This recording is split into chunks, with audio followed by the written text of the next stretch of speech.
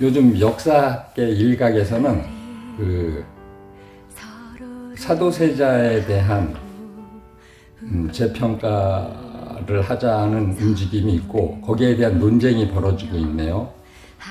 영조, 아버지 영조로부터 뒤주에 갇혀서 목숨을 잃은 사도세자, 그리고 그 아들 정조, 영조부터 정조까지 거론이 되면서 사도세자에 대한 다른 의견들이 나와요. 정사에 기록된 것 말고. 이 논쟁을 보면서 저는 그런 생각을 했습니다. 사도세자 왜곡 처벌법도 만들자. 거의 한 300년 전의 사건이잖아요. 사도세자가 뒤주에 갇힌 사건이. 이처럼 몇백 년이 흐른 후에도 역사적 사건에 대해서는 재평가가 끊임없이 이루어져요. 그런데 지금 이 더불어 성추행당 당론으로 결정된 5.18 왜곡 처벌법 같은 거 불과 40년밖에 지나지 않았는데 여기에 대한 논의를 금지한다는 것은 이건 이루 참담하기 이를 데 없는 거예요. 사실은 몇백 년이 흐른 후 또 몇천 년이 흘러도 재평가는 이루어질 수 있거든요.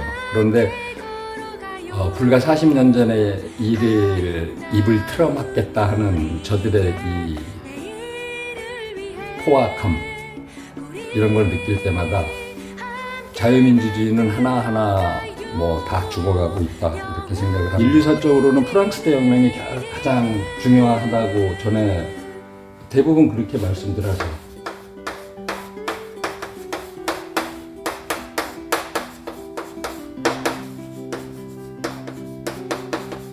글씨가 보이시면 잘 써졌죠? 좋겠다. 그런데 개인적으로는 이 프랑스 대혁명보다 더 중요하게 생각하는 것은 그 미국 독립 전쟁이에요. 그러니까 미국 독립, 건국이라고 말할 수 있겠네요. 시기적으로 요게 조금 앞서요. 요게 일어나고 그 다음에 프랑스 대혁명이 일어났거든요. 이 프랑스 대혁명의 그 원인이 한 부분이 제일 큰 게 뭐냐면은 이때 당시에 프랑스에는 부르봉 왕조가 지배하고 있을 텐데요. 이 프랑스가 영국하고는 원래 앙숙이잖아요. 우리 한일 관계처럼. 그래서 독립전쟁을 하는데 미국을 많이 지원했어요. 하다가 재정적으로 너무 큰 압박을 받아가지고 그게 한 원인이 돼서 프랑스 대혁명이 일어났는데, 그래서 이제 부르봉 왕조가 무너지는 계기가 됐어요. 이게 보면은 이게 1787년인가 그렇고 요 혁명 중간에 성공한 건 89년인가 그럴 거예요. 그래서 여기 한 조금 1, 2년 앞섰어요. 요게 원인이 돼서 요게 큰 원인이 돼서 프랑스 대혁명이 일어났으니까. 그런데 이 보수의 기원을 한번 살펴보면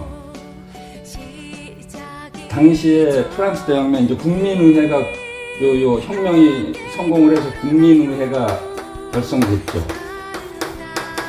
그런데 이때 당시에 요때 당시에 의장을 중심으로 이 좌측에는 공화파, 우측에는 왕당파, 이렇게 앉았어요. 그래서 이때부터 이제 좌우 조금 더 거슬러 올라가면 요때인데 좌파 우파 그렇게 불렀어요.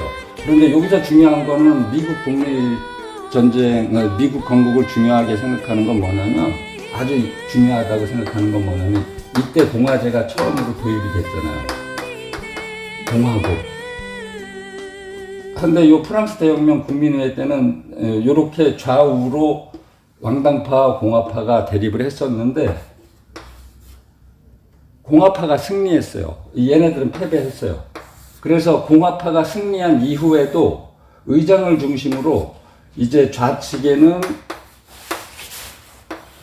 급진개혁파,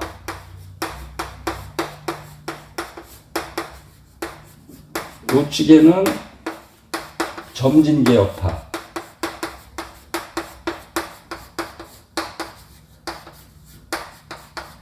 이렇게 앉게 됐잖아요. 그런데 요때부터 이제 좌우의 대립이 시작이 됐는데, 보수의 기원은 뭐냐면 이 점진개혁파 중에서 보수라는 어원이 시작된 거는 그 프랑스의 그 외교관이고 학자인 샤토브리앙이라고 있어요. 샤토브리앙 맞을 거예요. 샤토브리앙.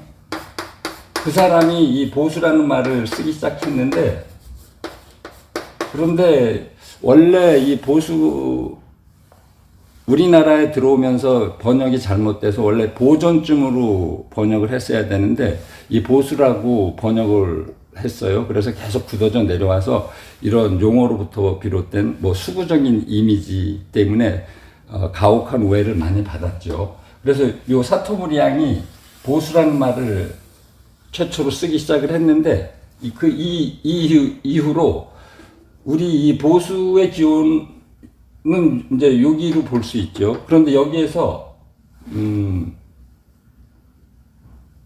영국으로 건너오면서 이제 보수의 그 사상이 정립되기 시작한 게 에드먼드 버크.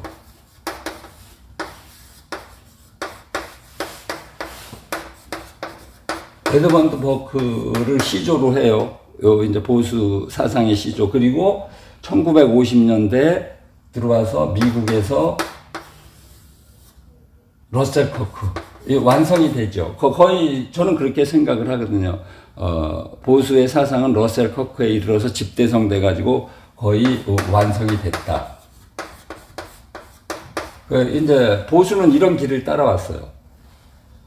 그러니까 중요한 건 뭐냐면 이 공화파가 승리한 이후에 급진개혁파와 점진개혁파로 나뉘었는데 이 보수의 기호는 요 점진개혁파다. 그렇게 생각을 하시면 되겠습니다.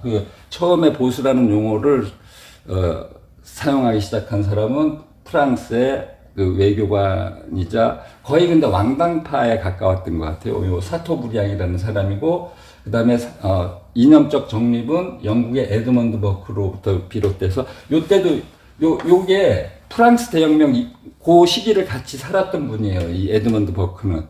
근데 그 당시에는 이런 생각에 용기를 가질 수 있다는 게 대단했었거든요. 왜냐하면 그때 당시에는 유럽에는 아주 이 급진 개혁에 대한 광풍이 불어쳤거든요. 공화제로.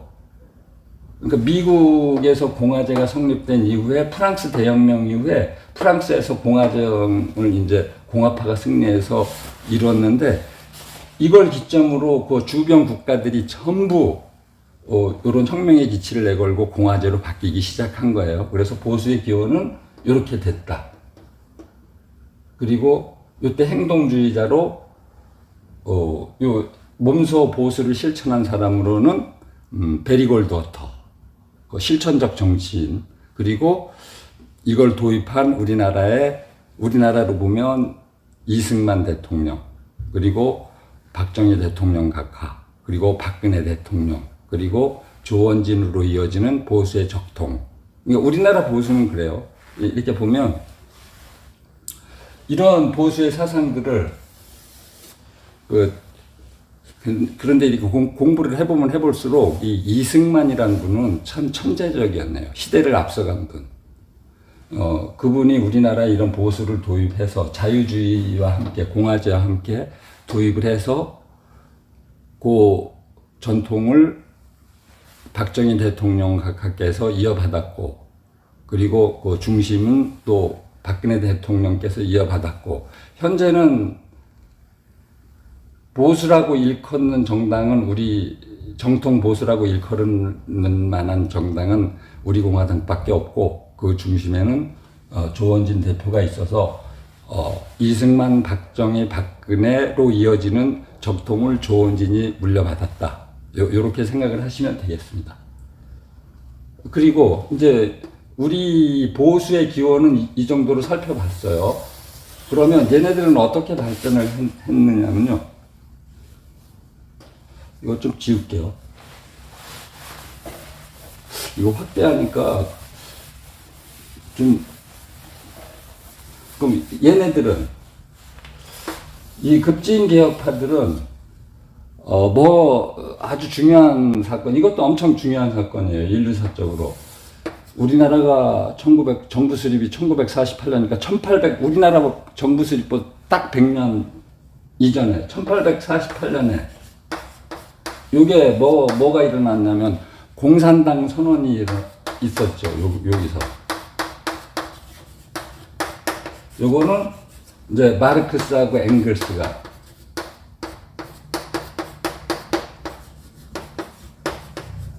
근데 사실은 이 마르크스는 엥겔스가 없었으면은 오늘날 없었을 거예요. 이런 그 사상서도 집필하지 못했을 거고. 근데 인류에게는 참 불행하죠. 이 공산당 선언 후에 그런 이 급진개혁파들은 이렇게 발전을 해갔어요. 이렇게 공산당 선언으로. 그리고 이 공산당 선언 이후에 원론으로 되돌아가서 젊은 애들이 보수에 대해서 뭐 수구다, 전혀 변화하지 않으려 한다, 뭐 이런 생각들은 그릇된 생각이라는 걸 알 수 있죠. 왜냐하면 그 기원 자체가 갈라져 나오게 된 기원 대립 자체가 급진개혁이냐 점진개혁이냐니까. 그런데 얘네들은 이 계급투쟁론을 앞세워서 급진개혁을 이루자는 거잖아요. 얘네들은. 그리고 얘네들 이론을 보면은 이제 요거는 잠깐 좀 기억을 하고 가셔야 될 거예요. 요 마르크스가 역사발전 5단계설을 주장했거든요. 처음에.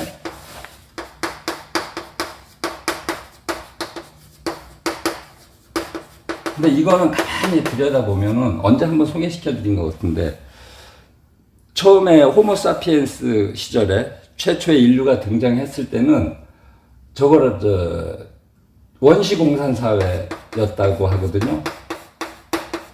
요거는 뭐 힘을 합해야만 살아남을 수 있으니까 인류가 왜 그 나무창 죽창 들고, 죽창이 있었으면 좋았겠는데 죽창 들고 맘모스 사진하는 벽화 같은 거 많이 보셨죠? 벽화 사진. 고시대 그때는 서로 조그만 힘이라도 보태야 살아남을 수 있었으니까 같이 사냥해서 같이 나눠 먹고 하는 이런 원시공산 사회가 있었고, 그 두 번째, 여기에서 좀 힘센 놈들이 나오기 시작하니까 인간이 이제 노예를 두기 시작한 거예요. 나보다 힘이 약한 자는. 그런데 고대 노예 사회라고 하고, 요 시기가 지나서 또 고대 노예 사회가 지나다 보니까 또 힘센 놈끼리 뭉치고 해서 국가를 형성하게 됐잖아요. 그런데 국가를 형성하게 되고 하니까 조금 더 왕들이 귀족들을 거느리고, 또 그 밑에 하층민들을 아주 억압했던 중세 봉건 사회.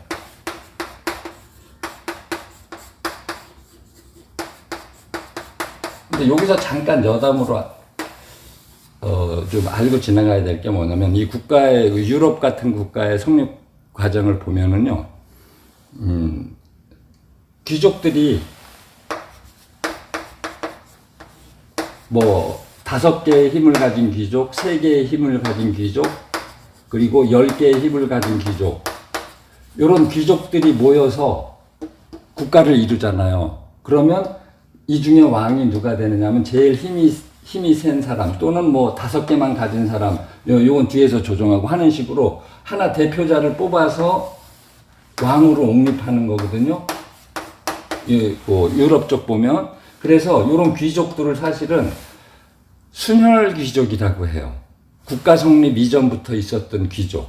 그러니까 혈통으로, 그러니까 무슨 순혈주의, 근친상간하는 그런 순혈주의 말고, 순혈 귀족이라고 말할 때는 사실은 이런 국가가 성립 이전부터 권력을 갖고 있었던 귀족층, 그런 귀족층을 순혈의 귀족이라고 해요. 그러니까 왕도 함부로 할 수 없는 거죠. 이런 귀족들은.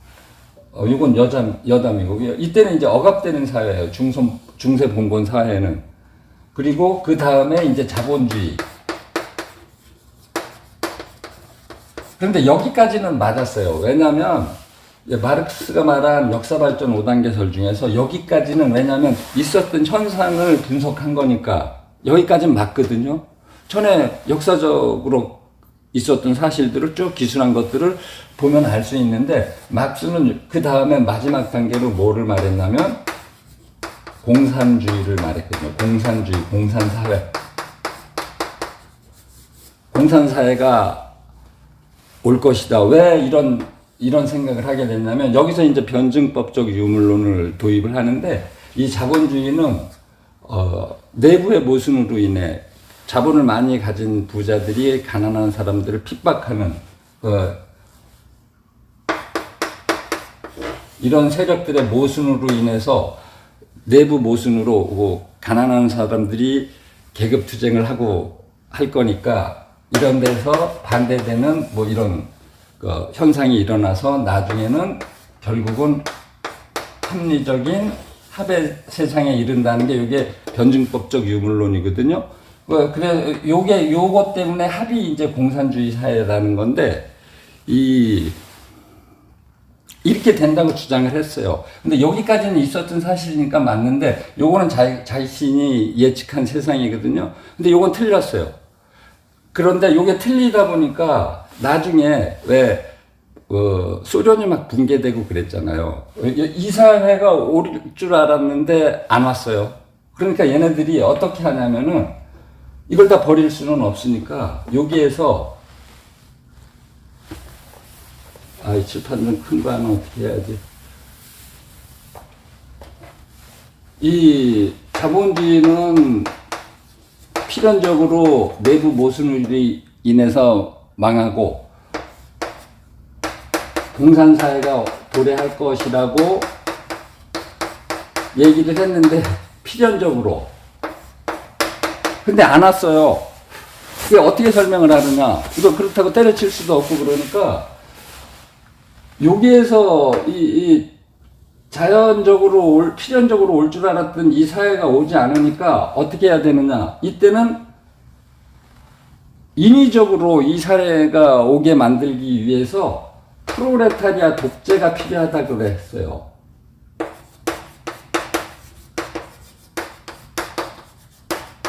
그러니까 요거는 뭐냐면 원래 있던 이론이 아니고 그래서 얘네들은 지금 살짝 말을 바꾸죠. 요게 이제 네오마르크시즘이에요.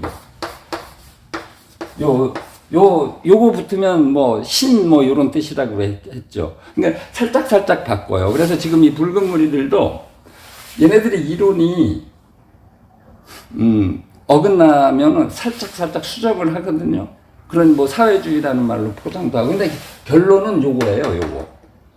궁극적인 지향점은. 그래서 이리 가기 위해서는 이거는 필연적이라고 본 거예요. 프롤레타리아 독재가 필요하다. 이게 뭐냐면은 쟤네들이 말하는 초엘리트 그룹이거든요. 조국이가 말하는 그 조국 백세의 그 공저자들이 말하는 초엘리트 그룹.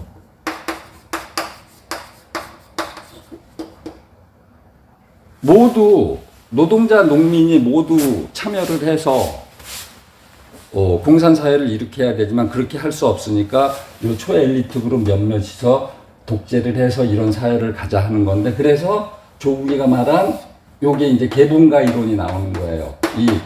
그러니까 프롤레타리아라고 하면, 프롤레타리아 계급이라고 하면 반감이 너무 세니까 좀 반감이 있죠. 국민들이 듣기에. 그러니까 그거를 이제 개구리 붕어 가제로 바꾸어 말한 거예요. 그래서 이 초엘리트 그룹이 이 공산주의 사회를 일으키기 위해서 이 개구리 붕어 가제들을 잘 이끌고 혁명을, 계급투쟁을 완수해서 혁명을 완수해야 한다. 그게 이제 신종속 이론이에요. 요게 요 조국이가 말하는 요게. 이게 또 말이 자꾸 다른 데로 새는데, 요것도 왜 종속이론은 뭘로 대두가 됐냐면요. 어제 해방신학, 어제 말씀드렸나? 어제 아니고 그저께 해방신학 말씀드렸죠. 잠깐. 그 칠죄종 얘기하면서 이 붉은 무리들이 7가지 죄악, 카톨릭에서 금하는 7가지 죄악을 그대로 행하고 있다는 거, 그거 말씀드리면서 해방신학을 말씀드렸는데, 원래 이 해방신학만으로는 이 개구리 붕어 가재들을 설득할 수가 없잖아요. 그러면 그것을 해방신학을 뒷받침할 만한 경제 이론이 있어야 된단 말이에요. 그러니까 무슨 보수주의다 그러면 보수주의 자체만으로는 안 되고 보수주의를 뒷받침하는 경제 이론이 있어야 돼요. 그건 이제 자유시장 경제 이론, 그런 것들, 그런 것처럼 해방신학을 뒷받침하기 위해서 이 종속 이론이 등장을 했어요. 그 경제 이론으로서. 근데 요거는 핵심이 뭐냐면 신식민지 국가 독점 자본주의라고 해서 신식국독자 이렇게 외우라고 하거든요. 그 붉은 애들은. 신식민지 국가 독점 자본주의라는 것은 예를 들면 미제국주의자들이 자본을 후진국에 들이대서 거기에 있던 자원들을 다 착취해 가기 때문에 예전 제국주의 같이 무력으로 식민 지배를 하지 않지만 자본으로서 그 나라를 종속시킨다는 거거든요. 그래서 미 대사관 앞에서 피켓 들고 뭐 미군 철거하는 애들이 다 이런 계통들이거든요. 근데 이 이론도 이미 검증이 됐어요. 잘못된 이론이라고. 그래서 그 남미 국가들은 다 쫄딱 망했잖아요. 하여튼 그런 이론이에요, 요게. 그래서 얘네들 이 급진주의자들은 그 자쿠뱅파라고 하는데, 요 좌측은 원래 공화파가 승리한 이후에 좌측의 자코뱅파, 그리고 우측의 지롱드파. 자코뱅파는 코가 컸다 이렇게 생각하시면 돼요. 코가 좀 큰 놈들. 근데 동네 이름이에요. 그리고 수도원 이름이라든가 뭐 그럴 거예요. 그리고 지롱드도 지역 이름이고 프랑스에. 주로 급진주의자들 그러면 자코뱅파를 말하는 거거든요. 자코뱅. 그래서 이 급진주의자들은 요렇게 발전을 했어요. 요 급진자들. 요렇게 막스하고 엥겔스에 의한 공산당 선언이 나오기까지. 그래서 요거는 다 이제 이미 다 실패한 이론이죠. 검증됐어요. 그래서 제가 이제 말씀드리고 싶은 건 뭐냐면, 이런 급진주의 사상하고 이 보수를 공부하다 보니까 제가 내린 결론은 그렇습니다. 그냥 여러 책을 많이 봤잖아요. 그리고 생각을 하고, 이 보수는 이건 뭐 학자들이 말한 건 아니고 그냥 우리 동지님들끼리 한번 결론을 내려보죠. 보수주의는 제일 첫 번째 중요한 게 뭐냐면 선험적이다.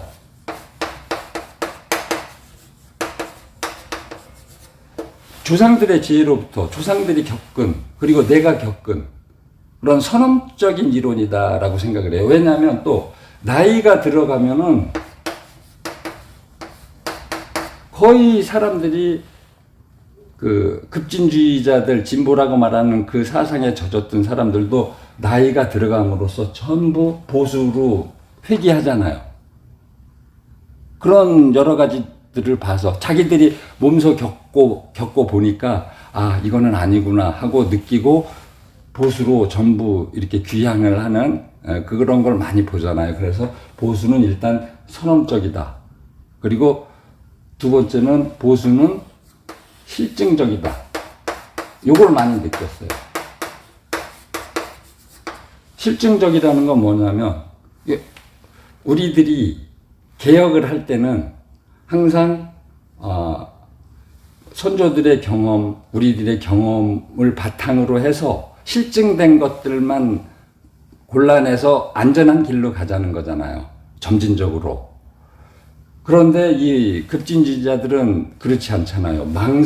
거의 망상적이에요, 얘네들. 그래서 이름까지 오죽하면 좀 허구에 많이 있죠. 그냥 꿈에 젖은. 그 이름도 오죽했으면 중국 몽이겠어요. 꿈몽자. 한문이 어려우니까. 조선말로. 오죽했으면, 오죽 허황되면 꿈이라고 했겠어요. 이런 것처럼. 그래서 이 급진주의자들의 생각은 전혀 검증되지 않은, 경험해보지 못한, 그래서 아마 한 번도 경험해보지 못한 나라, 이 말이 여기서 나왔을 것 같아요. 실증적이지 못하니까. 허구에 차 있는 거니까. 망상에 불과한 거니까. 요건 이제 급진주의자들의 생각. 그리고 마지막으로 제가 생각한 것은 방향성. 그러니까 우리가 느낀 보수를 공부해본 평범한 사람들이 느낀 보수는 이래요. 이 방향성이라는 건 이제 점진적인 개혁과도 같은데요. 같은 말이기도 한데 개혁을 함에 있어서 이게 이제 현실 세계면 점진적으로 이렇게 일정한 방향을 가지고 있어요. 개혁의 방향이 일정한 방향성을 가지고 있어요. 그런데 이 급진주의자들의 개혁은 완전히 여기에서 급전직하로 어떤 일정한 방향성도 없어요. 지들 멋대로 막 영화 보고 원전 폐쇄하고 뭐 이랬다는 것들, 이런 것들. 방향성이 없어서 그래 이렇게 개혁을 해서 급진주의자들이 이렇게 개혁을 실행을 해서 아니면 말고인가요? 아니면 말고가 아니라 이건 이제 망국의 길로 들어가 버리는 거죠. 망국. 그래서 이게 문제인 것 같아요. 우리 평범한 사람들이 느낀 보수는 좀 선언적으로 보이고 또 실증적으로 보이고 그리고 일정한 방향성을 가지고 있어서 안정적인데 반해 이 급진주의자들, 붉은 무리들, 소위 자신들이 진보라고 자처하는 자들의 이 개혁성을 보면 방향성도 없고 한 번도 경험해보지 못한 나라 해보겠다고 하는 거니까 선언적인 건 물론 아니고 실증적이지도 않고 방향성도 아주 막 급락하는. 그래서 중간 점검을 한번 해보면 이렇게 쭉 한번 했어요. 그리고 전 공화제에 대해서 말씀을 안 드렸는데 그거 잠깐 말씀드리고 하면 미국의 그 독립이 왜 중요하다고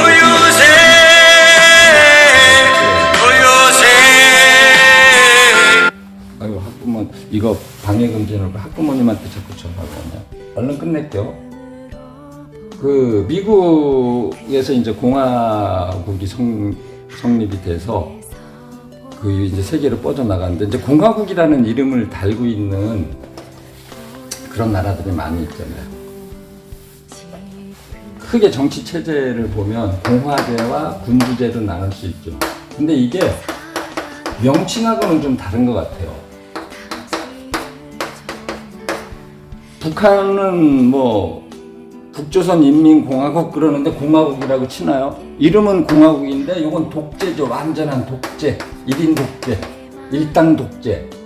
공화제라는 이름을 가지고 있으면서도 군주제보다 더한 혹독한 독재를 하고 있는 나라도 있고 또 군주제라고 이름은 입헌군주제 같은 것들 이름은 군주제를 가지고 있지만 헌법도 없으면서도 공화제를 또 공화제에 가까운 제도를 유지하는 국가들이 있어요. 이 선진국들, 영국이나 일본.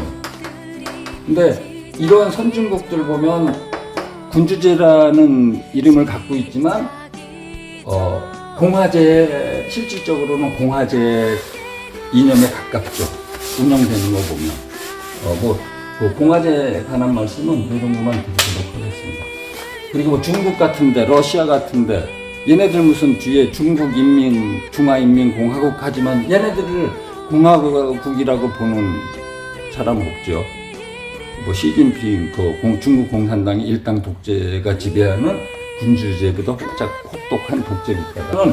하여튼 저희가 정신무장을 이렇게 이론적인 무장도 투철해야 서명대 활동을 할 때 그거 좀 꺼덕대고 오는 좌파들이 있거든요. 그러니까 이런 이념 무장이 돼 있으면 걔네들 하나도 겁날 게 없더라고요. 전에는 솔직히 말씀드리면 서명대 활동을 해도 이런 이론적인 기반이 취약하면 쟤네들이 뭐라 그러면 사실 좀 겁났어요. 답변할 말이라든가 이런 것들이 궁색해지고 그냥 막 윽박질을 하고 하고 화부터 내고. 그런데 이렇게 나부터 보수에 대한 이론적 무장이 철저히 돼 있으면 걔네들 더 서명대 활동하는데 당당해지더라고요. 걔네들 와도 뭐 잘 타일러서 보낼 수 있고 설득시켜서 보낼 수 있고, 그래서 이런 것들도 우리가 서명대 활동을 하기 위한 하나의 이념적 무장 방편이다 이렇게 생각해 주시고 틈틈이 해주시면 좋겠습니다. 그리고